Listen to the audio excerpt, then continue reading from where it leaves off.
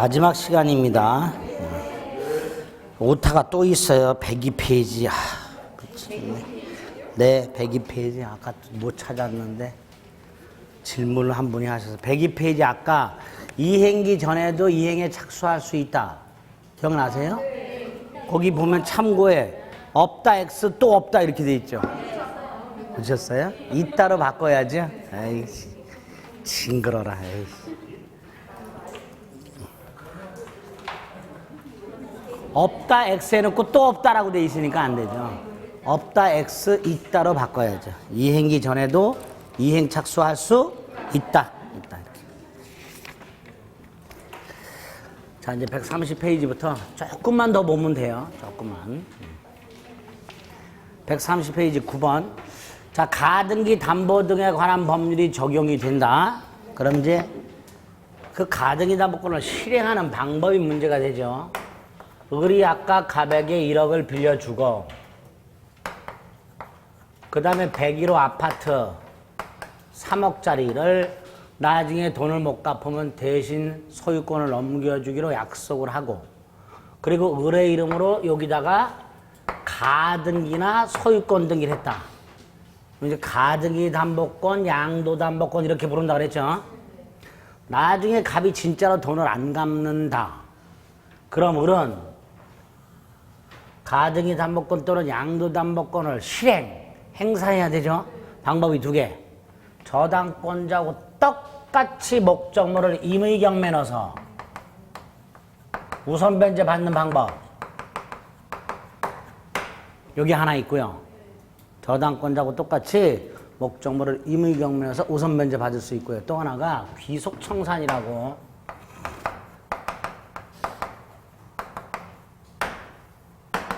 얘가 소유권을 가져가요.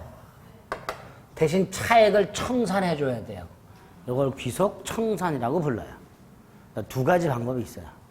이 귀속청산 외에 이런 경우가 있냐. 을이 경매가 아니라 개인적으로 매각을 해. 그 매각된 돈으로 1억을 변제를 받고 나머지를 청산하는 거. 이걸 처분청산이라고 그래요. 이런 처분청산은 없어요. 가등기다. 무슨 청산만 있다? 귀속청산만. 따라서 9번 처분청산의 실행은 허용되지 않는다 이렇게 되죠. 귀속청산만. 그 다음에 자, 이 귀속청산 절차 간단하지요.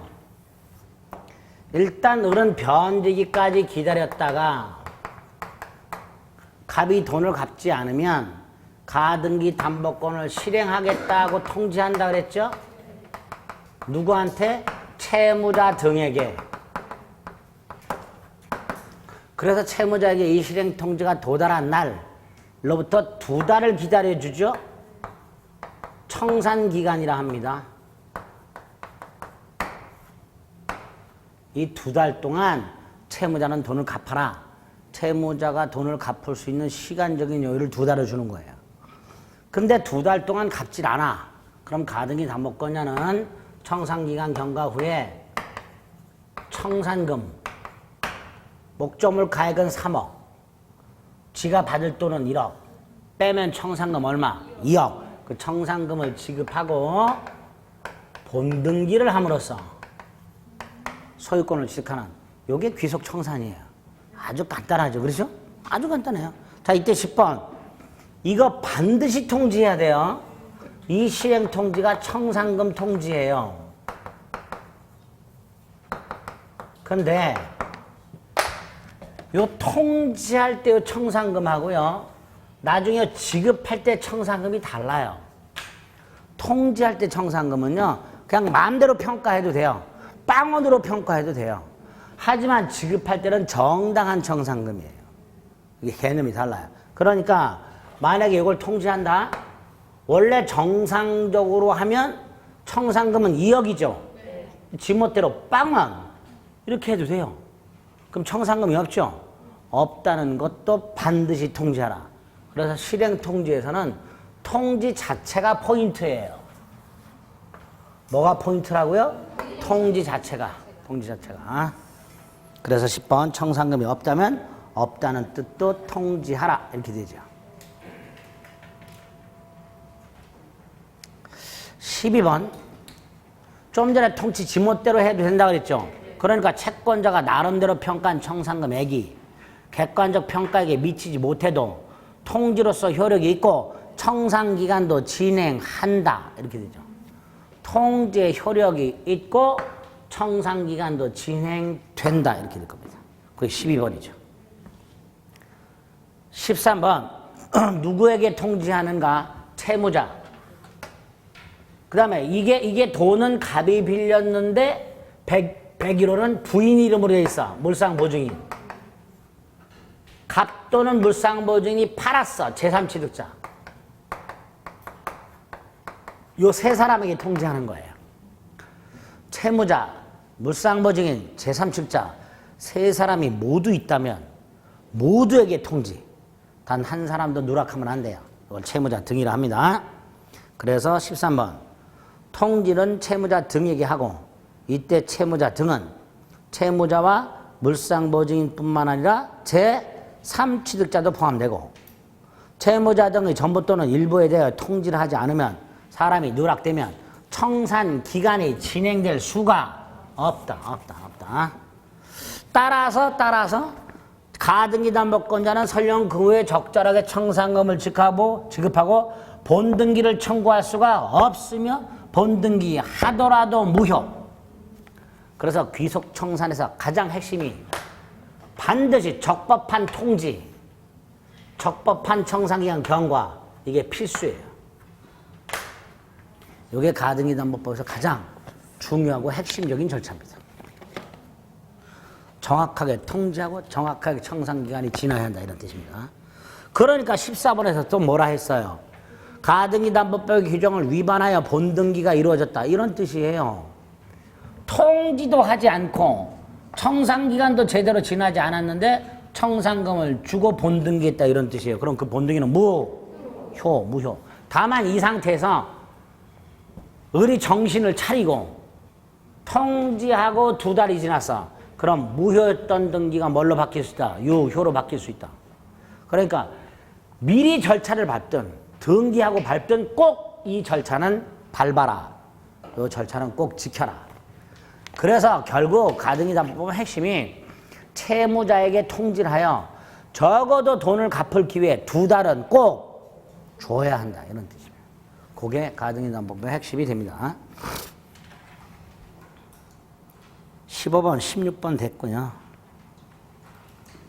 17번도 됐고요. 18번? 18번도 별거 없고요. 19번 봅니다. 19번. 특히 양도담보권 같은 거. 을이 소유자로 등기가 돼 있죠.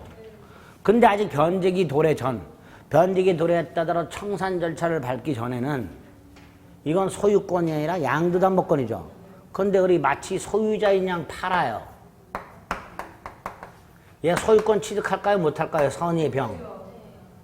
소유권 취득? 하지요. 선의의 병은 소유권을 취득합니다.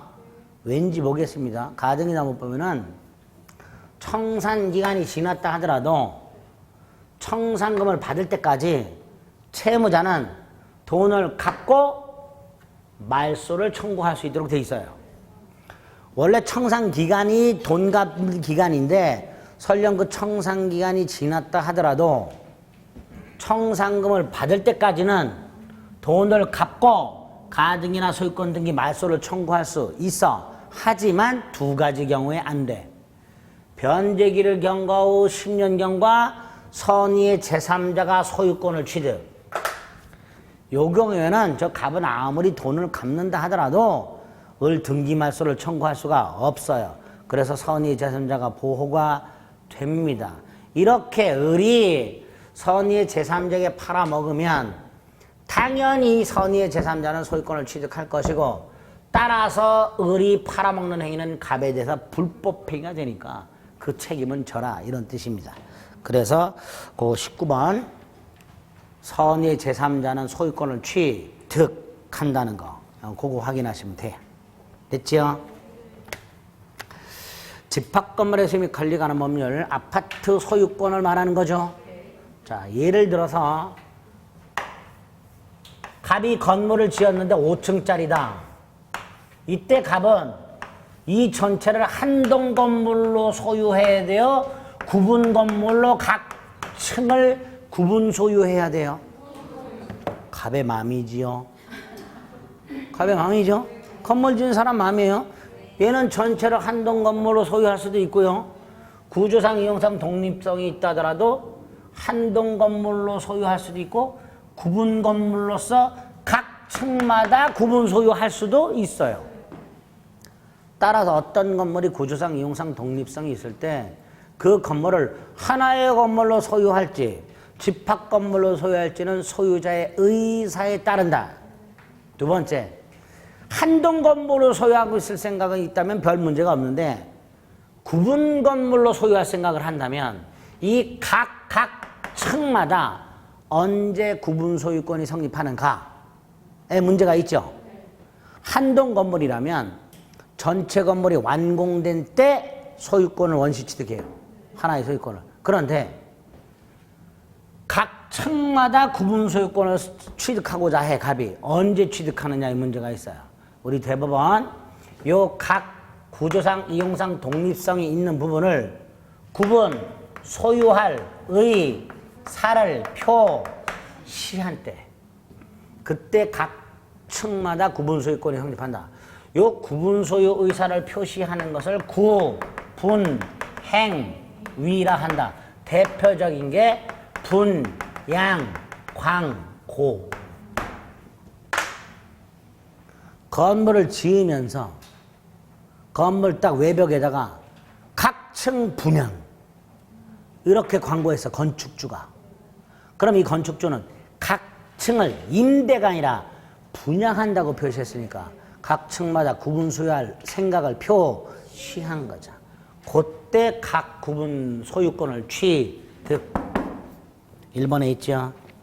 일동 건물에 대해서 구분 소유가 성립하려면 하나의 건물이 존재하고 구조상, 이용상 독립성을 갖추어야 하고 and 구분 행위가 있어야 한다. 그랬죠?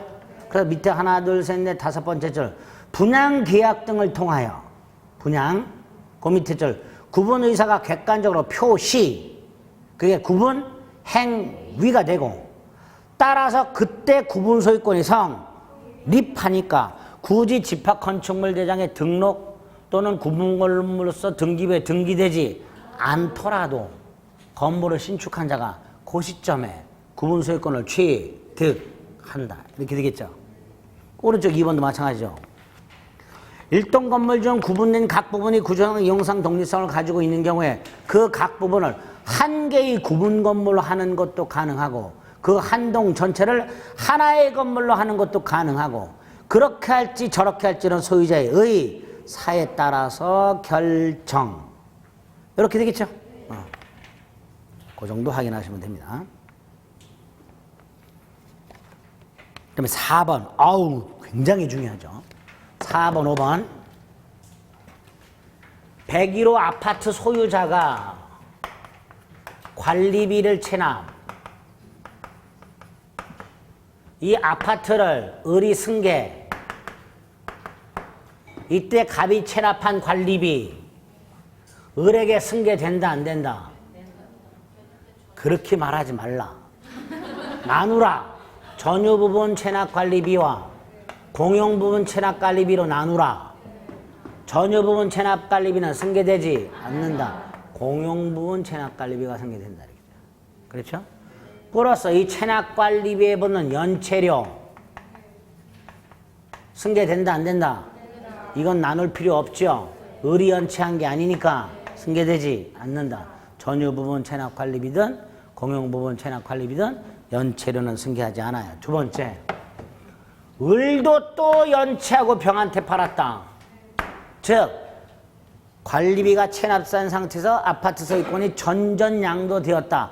마지막으로 소유권을 취득한 사람이 독박 쓴다 안 쓴다? 안 쓴다.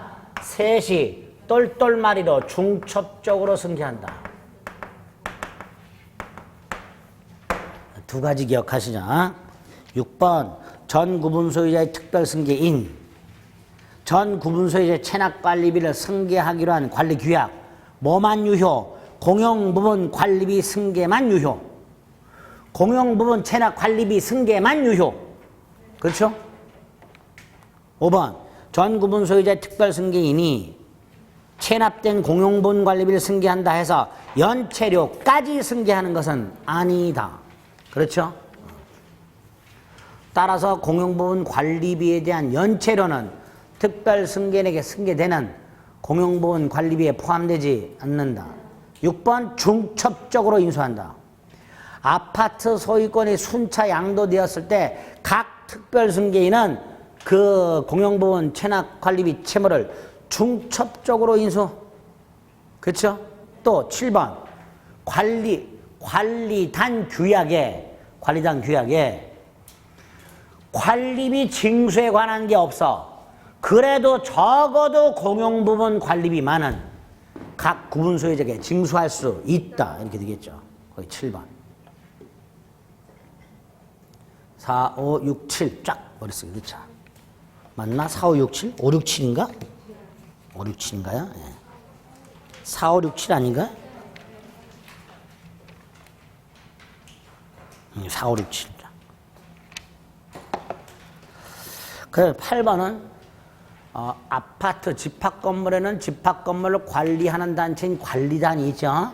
자, 이 관리단은 구분 소유자 전원으로 당연히 성립되는 단체. 별도의 조직 행위는 필요 없다. 이렇게 하시면 되고요. 나머지 8년 어렵고요. 오른쪽 10번. 이건 아까 저당권에서 봤죠. 101호가 경매됐다. 101호를 경락받은 사람은 구분 소유권뿐만 아니라 뭐도 대지 사용권도 취득한다. 이렇게 되죠. 그래서 밑에 참고 지사용권이 아니라 대지 사용권이죠. 대지 사용권은 법원의 강매 절차에 의해서라면 전유 부분과 분리돼서 처분될 수 있다. 안 된다니까요. 구분 소유권과 대지 사용권은 분리 처분할 수 없는 게 원칙이다. 경매에 의해서도 분리될 수는 없다. 이렇게 되죠. 이게 원칙이다.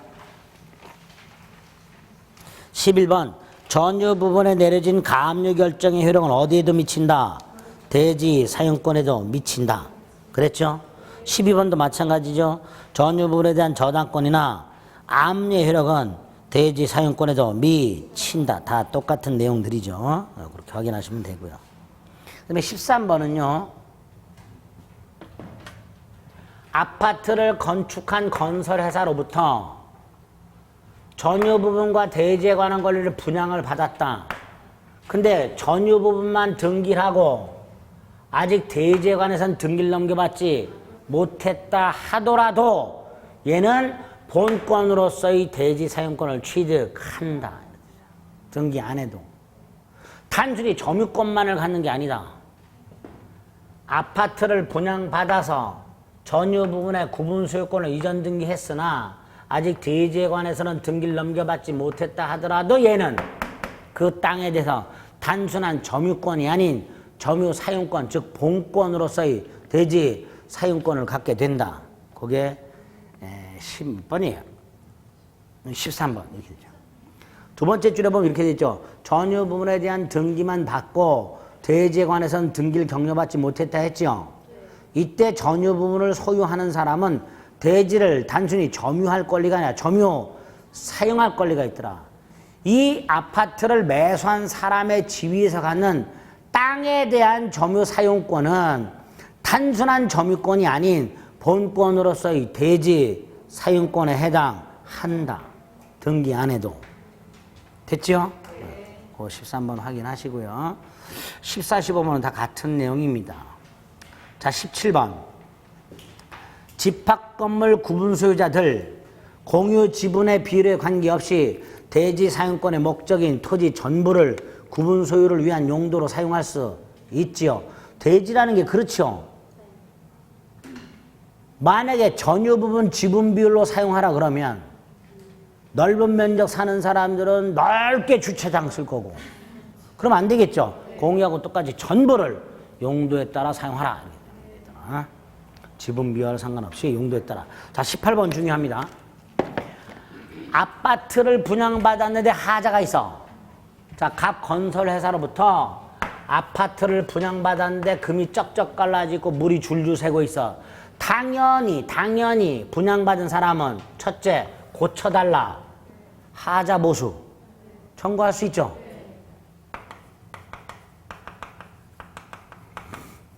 또 하나, 손해가 생겼죠. 손해배상 청구할 수 있죠. 근데 여기서 손해배상을 우리 대법원은 하자 담보 추구권이라고 불러요. 아, 요게 짜증나.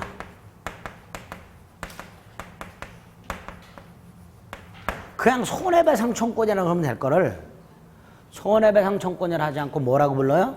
하자 담보 추구권. 그래 놓고 이는 손해배상 청구권의 내용이다. 뭐 이따구로 설명을 해. 아이, 그럴 거면 그냥 손해배상 청구라 그러면 되지. 꼭 말을 이렇게 해. 근데 어쨌든 아파트를 분양받았는데 물이 줄줄 새거나 금이 쩍쩍 갈라져 있다. 일단 고쳐달라. 하자 보수 청구. 손해를 배상하라. 하자 담보 청구 이렇게.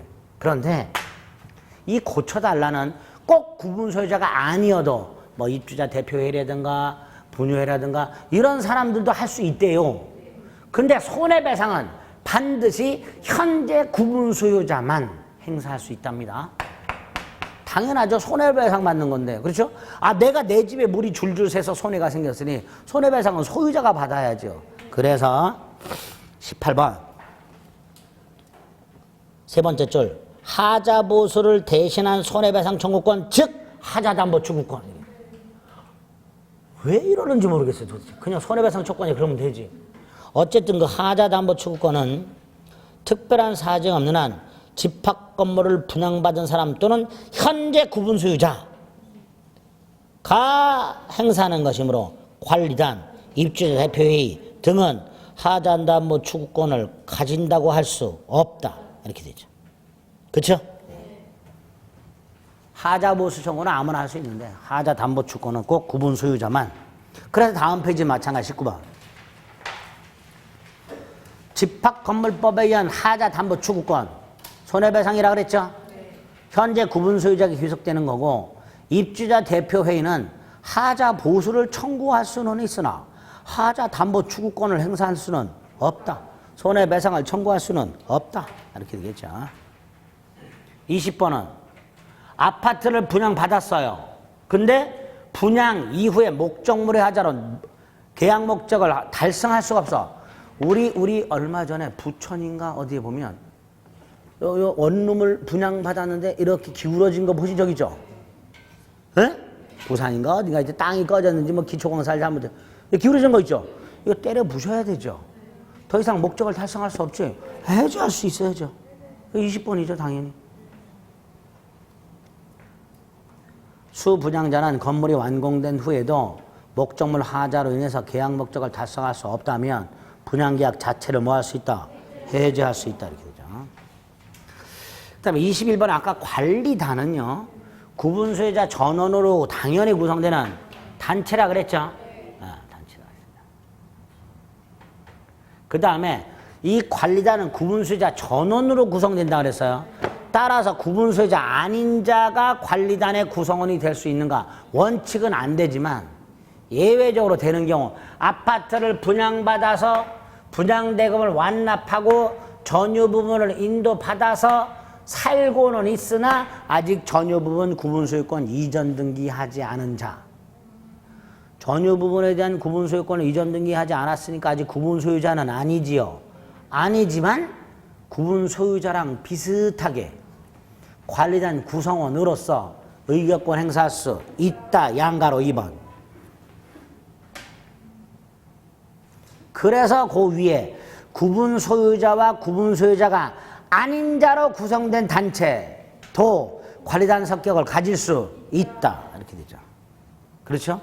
원래 집합건물법에는요. 관리단은 구분소유자 전원으로 구성된 단체예요. 하지만 양가로 2번 같은 예외가 있을 수 있기 때문에 구분소유자와 구분소유자가 아닌 자로 구성된 단체도 관리단이 될 수 있다. 이렇게 되는 거예요. 됐죠? 그래서 이 사람은 의결권 행사할 수 있고. 22번도 조금 중요합니다. 구분 소유자들은 관리단 집회에 참가해서 의결권을 행사하게 되는데요. 이때 각 구분 소유권마다 의결권이 하나씩 있어요. 그러니까 101호에 각과 을이 공유하더라도 의결권이 3개가 있는 게 아니죠. 하나만 행사해야지. 그러니까 당연히 의결권 행사자 1인을 반드시 정해야 되죠. 강행 규정이죠. 그래서 집합 건물의 전유 부분이 수인의 공유일 때 의결권 행사자 1인을 반드시 정해야 되고, 만약에 의결권 행사자를 정하지 않는다면 이때는 아예 의결권 자체를 행사할 수 없다. 이게 판례입니다. 22번 밑에서 세 번째 줄, 의결권 행사자를 정하지 못할 경우에 마지막 줄, 의결권을 행사할 수 없다. 아예. 그 다음에 25번. 아파트 때려부시고 다시 지을 수 있죠. 이때 건물 용도 변경하는 재건축 결의 할 수 있는가? 있죠. 일반 아파트를 주상복합으로. 그렇죠? 또 옆 건물, 옆에 대지를 합쳐서 재건축 결의 할 수도 있죠. 땅이 모자르면.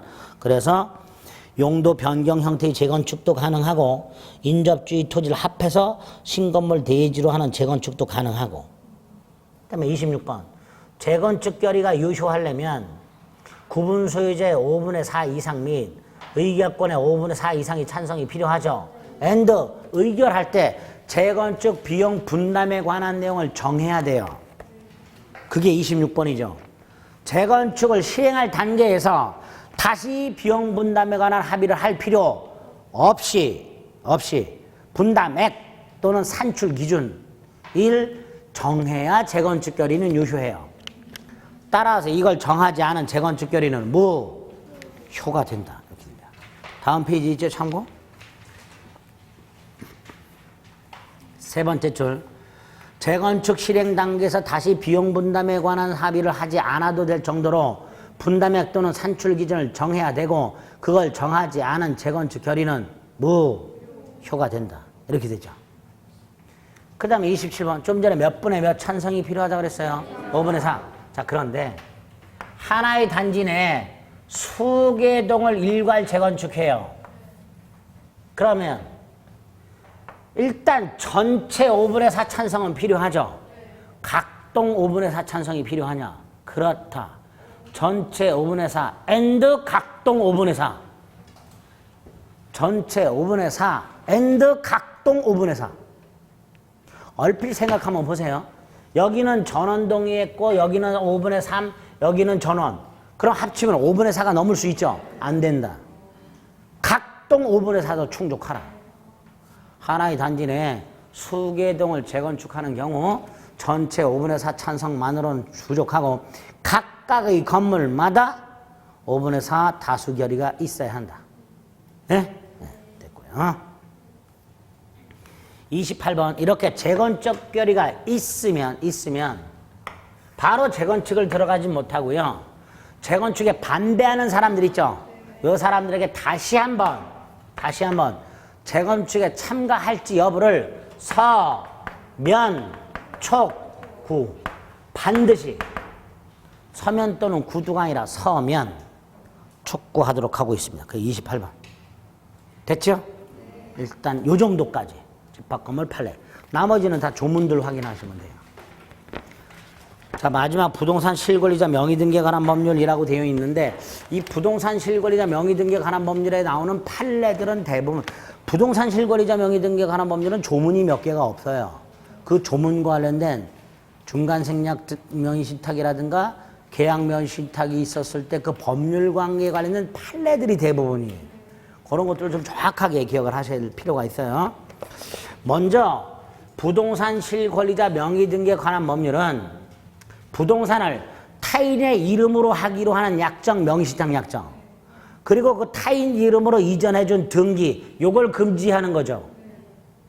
다만 부동산 실권자 명의등기에 관한 법률에서 금지하지 않는 명의신탁, 부동산 실권자 명의등기에 관한 법률에 적용을 받지 않는 명의신탁이 있었어요. 그렇죠? 가등기 담보. 채권 담보 목적으로 채권자 이름으로 가등기를 해두거나 소유권 등기해두는 경우, 이거 진짜 소유권 아니죠. 하지만 가등기담보법이라는 게 따로 있으니까 부실법은 적용되지 않는다. 또 신탁법상 신탁재산이라는 사실이 등기된 경우 마지막이 상호명의신탁이죠. 상호명의신탁 거기 2번에 구분소유적 공유 또는 상호명의신탁이라고 되어 있어요.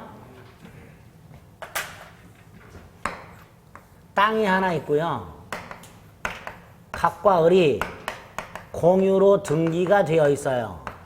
그런데 갑과 을은 가운데다 담을 치고 각각 특정 번호를 배타적으로 사용식하고 있어요. 이런 걸 구분소유적 공유라 그랬죠. 다만 등기부에는 지분 등기가 돼 있죠. 갑의 2분의 1, 을의 2분의 1. 그런데 공유 지분은 공유물 전체 효력이 미친다 그랬죠.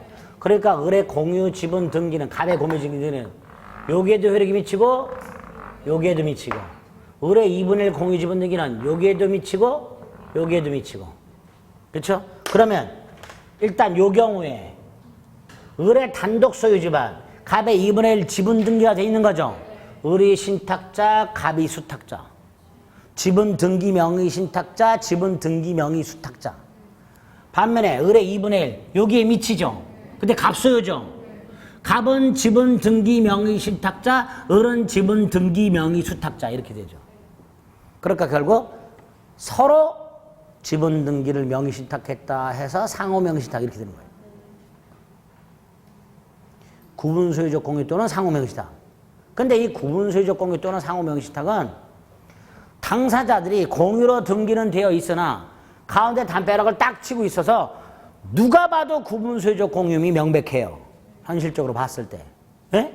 그러니까 굳이 이거는 부동산 실거래자 명의 등기에 관한 법률을 적용할 필요가 없어요. 특히 이 관계를 해소하는 방법이 문제가 되는데 우리 공유는 언제든지 분할의 자유가 있다고 그랬죠. 이거 분할 안 돼요. 왜 안 될까요?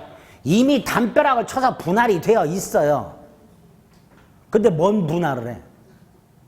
그렇죠? 그러면 뭐 하면 되냐? 서로 한 상호 명의신탁 있죠? 그거 해지하고 각각 지분을 교환하면 돼요. 서로 지분을 넘겨주기만 하면 끝나요. 그래서 구분 소유적 공유는 공유물 분할 청구할 수 없다. 예? 아니 상식적으로 이미 담벼락을 쳐서 분할해 놨는데 뭔 분할을 청구해. 따라서 이거는 공유물 분할 청구할 수는 없고 상호 명탁약정 해지를 원인으로 지분 이전을 청구할 수 있을 뿐이다. 이렇게 되죠. 거기 안 가로 3번. 됐죠? 그거 조심을 일단 해주시면 돼요. 어쨌든 구분소유적 공유 상호 명의신탁은 부동산 실거래자 명의 등기에 관한 법률에 적용을 받지 않는다. 그 다음에 다음 페이지 제한적으로 적용되는 게 3가지가 있었죠. 종, 중의 부동산을 종중 이외의 자에게 명의신탁한 경우, 법률은 배우자 사이에 명의신탁을 한 경우,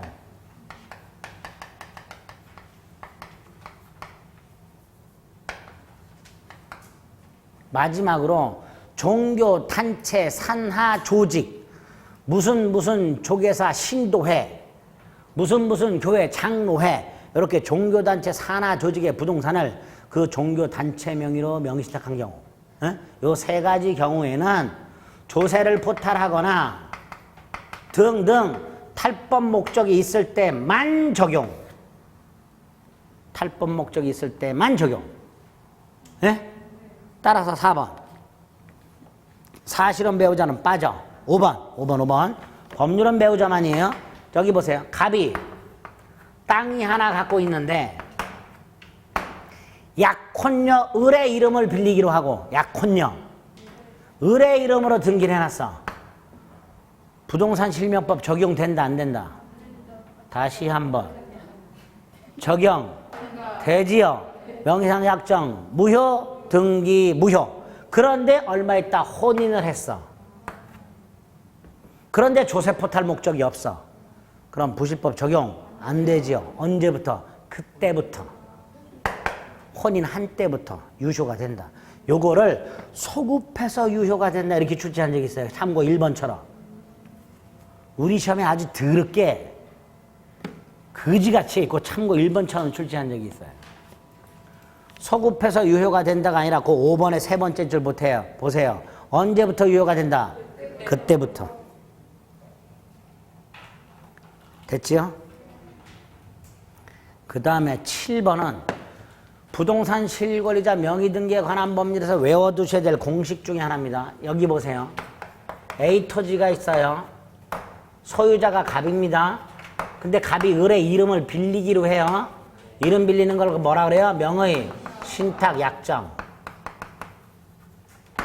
그리고 을의 이름으로 등기를 넘겨줘요.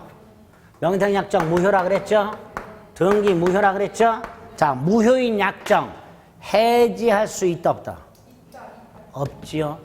계약의 해제나 계약의 해지는 유효한 걸 소급 또는 장래를 향하여 소멸시키는 게 해제해지예요.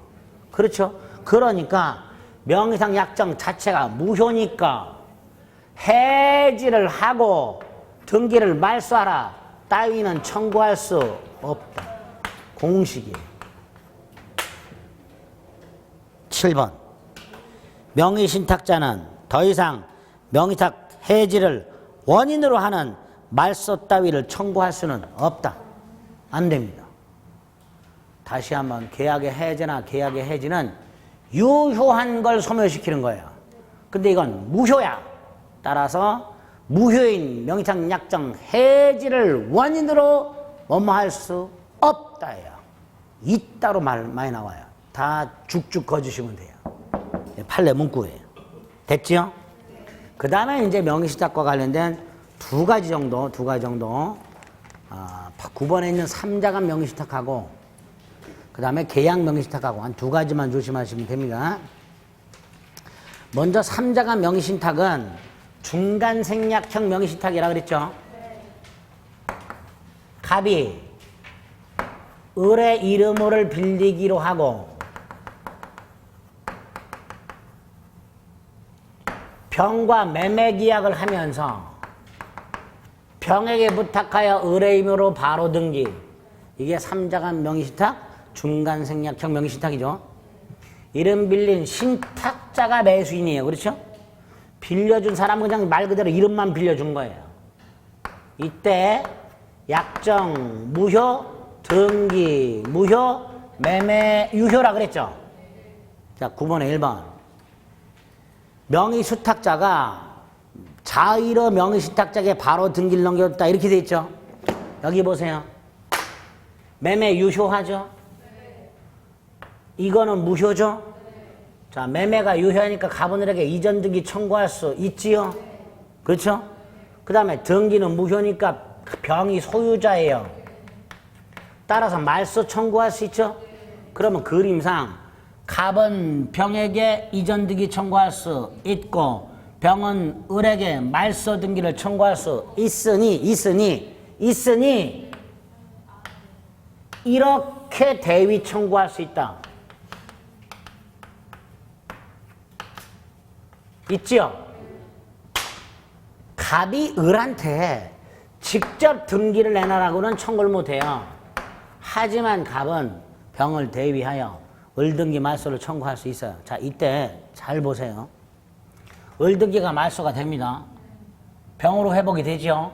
그리고 이전등기 청구합니다. 등기 넘어가죠. 그럼 갑이 결과적으로 소유권 취득하죠. 그러니까 갑이 을에게 등기를 청구할 수는 없으나 을이 스스로 등기를 넘겨주면 이 등기는 실체관계와 일치하는 등기가 된다. 우리 중간생략 등기 합의 없이도 중간생략 등기가 되면 유효라 그랬죠. 마찬가지다. 갑이 을에게 직접 이전 등기를 청구할 수는 없으나 을이 갑에게 스스로 등기를 넘겨주게 되면 어쨌든 그 등기는 실체관계와 일치하더라. 따라서 그 등기는 유효가 된다. 그게 1번이죠. 그렇죠?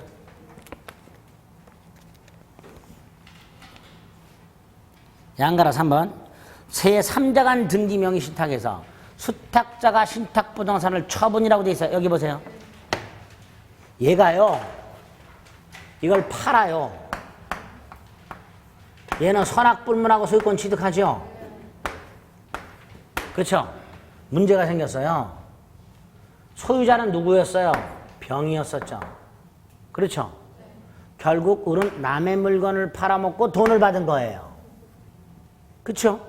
삼자간 명의신탁은 을등기는 무조건 무효니까 소유자는 여전히 병입니다. 그런데 을이 정한테 팔아먹으면 정은 선악불문하고 소유권을 지켜요. 자, 이때 을이 팔아먹음으로써 병은 소유권을 상실했죠. 두 번째, 을은 병소유 물건을 팔아먹고 받은 돈이 있죠. 을이 병소유 물건을 정한테 팔아먹고 받은 돈, 정당한 이익, 부당한 이익, 부당한 이익이죠. 반환해야 되죠. 누구한테? 갑에게 반환해야죠. 왜? 병은요, 갑한테서 이미 매매대금을 받았지요. 그러니까 결국 부당이득은 얘가 청구할 수밖에 없죠. 그렇죠? 병은 갑한테 이 땅을 팔고 이미 돈 받았단 말이죠. 그렇죠? 결국 요 부당이득은 요 놈이 반환하라. 이렇게 청구하는 거죠. 그게 양가로 2번. 삼자간 명의신탁에서 수탁자 을이 팔아먹었을 때 신탁자 갑이 수탁자에게 직접 부당이득 반환 청구할 수 있다. 그 결론만 기억해 주세요. 원래요, 여기 보세요. 그냥 요 상태라면 갑은 을에게 할 수 있는 게 아무것도 없어요. 요 상태라면. 근데 팔아먹었을 때는 을이 갖고 있는 돈 이렇게 갈 필요가 없죠. 바로 갑이 을에게 다이렉트로 내놔 하면 되겠죠. 그래서 이런 경우에만 신탁자는 수탁자에게 바로 부당이득 반환 청구할 수 있다. 이렇게 됩니다. 그 다음에 10번 계약명의신탁. 신탁자 갑이 수탁자 을과 을의 이름을 빌리기로 하고 그 다음에 매수 자금까지 준다 그랬어요.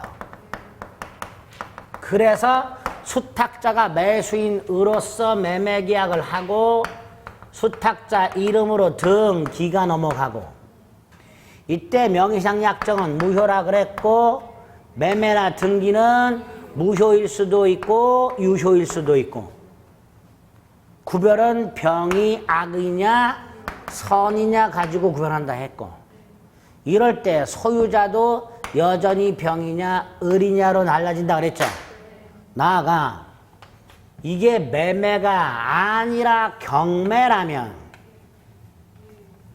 병이 선이냐 악이냐를 묻지 않고 요걸로 간다 그랬죠. 일단 그렇게 틀을 잡아 놓은 다음에 판례를 보겠습니다. 10번에 1번 부동산 경매 절차에서 부동산을 매수하려는 사람이 매수자금을 자신이 부담하면서 갑, 그렇죠? 다른 사람 을 명의로 매각허가 결정을 받기로 약정, 그에 따라 매각허가가 이루어졌을 때 소유권을 취득하는 사람은 누구? 명의인 이렇게 되죠. 그렇죠? 그리고 자금 실질적 부담자와 명인 간에 뭐가 성립한다? 명의신탁. 그렇죠? 그대로 대입하면 돼요. 2번도 마찬가지죠. 부동산 경매 절차에서 경매 목적 부동산을 경락받은 경락인이 실질적 권리자가 아닌 이름만 빌려준 것. 이거예요. 실질적으로 매수자금은 갑이 부담했는데 얘는 이름을 빌려줬다 하더라도 그 경매 절차에서 경락인으로 취급되는 자는 어디까지나 명의를 빌려준 사람. 그렇죠? 명의를 빌린 차용자가 아니라 명의인. 따라서 그 경락대금을 실질적으로 누가 부담했는지와 상관없이 명의인이 소유권을 취득하게 됩니다. 그렇죠? 그 다음에 양가로 4번 요거 조심하세요. 양가로 3번도 먼저 봅니다. 자, 요 상태에서 잘 보세요. 병이 선이라면 누가 소유권을 취득해요? 을이.